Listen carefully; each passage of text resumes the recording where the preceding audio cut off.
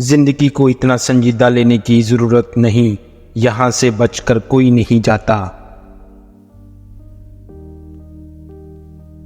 لوگوں کو اچھا سمجھنا چھوڑ دیں، کیونکہ لوگ وہ نہیں ہوتے جو دکھائی دیتے ہیں۔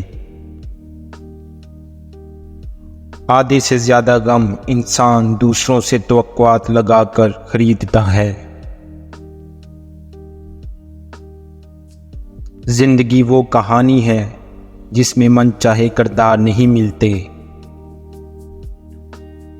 عشق پتہ ہے کیا ہوتا ہے، جو آخری دن تک پہلے جیسا رہے۔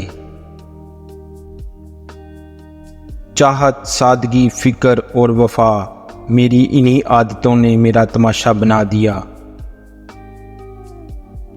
خواب، خواہش اور لوگ جتنے کم ہوں اتنا اچھا ہے۔ جو رشتہ دار تمہارے بارے میں دوستی اور محبت کے جذبات ہی نہیں رکھتا، ان کو رشتہ دار مت سمجھو۔ بے عزتی کا جواب اتنی خوبصورتی سے دو کہ اگلا بندہ خود ہی شرمندہ ہو جائے۔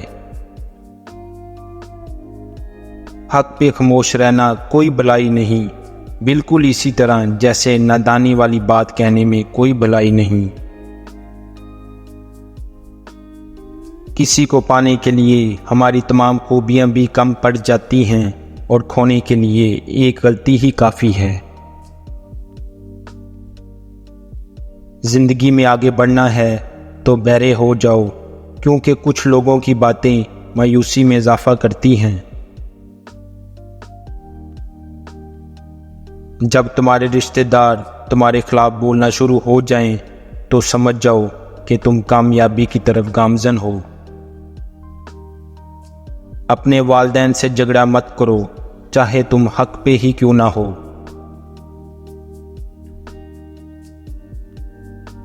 حد سے زیادہ غصہ عقل کو کھو دیتا ہے، اور حد سے زیادہ نرمی بزدلی کی نشانی ہے۔